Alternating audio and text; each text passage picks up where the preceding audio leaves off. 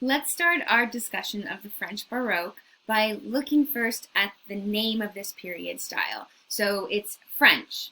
Okay, so it's happening in France. And it's Baroque. Now, the term Baroque is the period of time in the 17th century Western Europe. And this period, called the Baroque period, covers a broad range of styles across a broad range of countries and cultures. And so when we think of the Baroque as a period style, it can get confusing. Instead, think of the Baroque as the time frame of the 17th century in Europe. The term Baroque itself comes from the Portuguese barroco, and the barroco is an irregular shaped pearl. A barroco is not perfect. It's not clean, smooth lines. It's not a perfectly balanced sphere. Instead, the barroco pearl is, kind of gnarly and twisted. It's got these odd edges.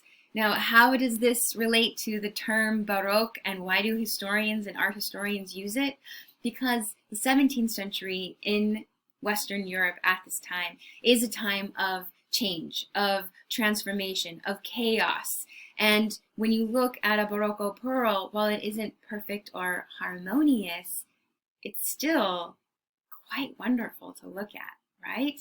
So the Baroque is a term meaning that irregularities and movement and oddities, but with this beautiful luster and glimmer of what? Well, maybe it's change, ideas, hope, inspiration. Now, when we think about this Baroque and we look at France, what we need to understand is France, at this time, during the majority of the French Baroque period, is ruled by this guy, Louis XIV. Now, if you're unfamiliar with how to read Latin numbers, his name is King Louis, and then XIV. In Latin, X is 10, I is 1, and V is 5. So it'd be 10 and 1 minus 5, so 14. So Louis XIV. If you want to be super fancy, you can call him Louis XIV. 14 is French for 14. Now, I put this slide up to give us some context about the French Baroque period. So we're in the 17th century, and in 17th century France, most of that time is going to be ruled by this guy, Louis XIV. And Louis, oh my goodness, he would love that we are starting our discussion of the French Baroque by talking about him. His nickname is the Sun King. Sun as in S-U-N, as in your day begins and ends with the sunrise and the sunset. Your day begins and ends and revolves around Louis, the Sun King. Now, he was a master of political strategy, and he understood the power of art to convey and impress and display power.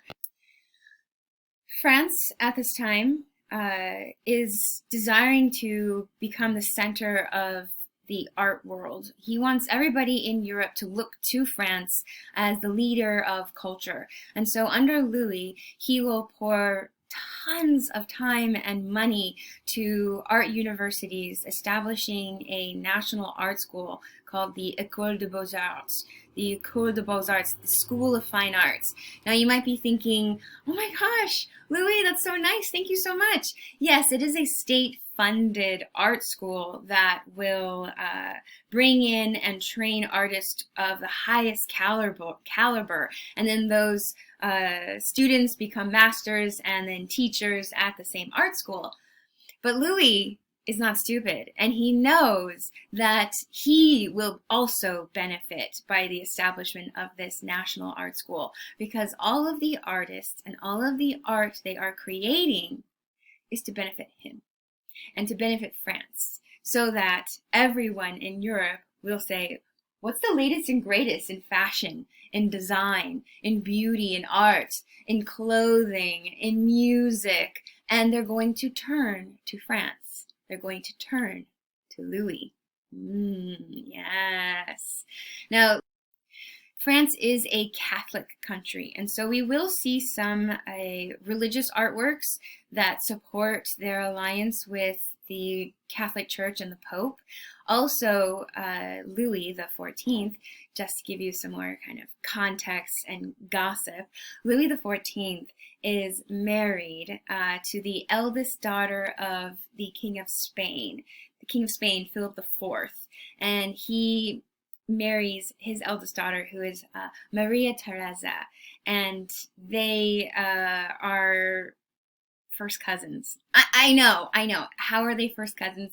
It's because his mom is Philip's sister. It's so gross. I know, right? So anyway, they appear to have had a very compatible relationship. Maria Theresa was extremely faithful and pious and doubtful to Louis. And Louis, who loved to sleep around, was a big flirt with men and women, apparently was faithful to her for the first year of their marriage. And then after that, when he would have open mistresses around, he would always require that they were respectful of his wife, the Queen of France. So, okay, just a little gossip about him. We're going to come back to Louis and we're going to look at some artwork that is directly related to him. But I want us now to turn to the art that is being produced in his nationally sponsored school, the establishment of the École des Beaux-Arts, the School of Fine Arts, and see what's coming out of that school. Let's go.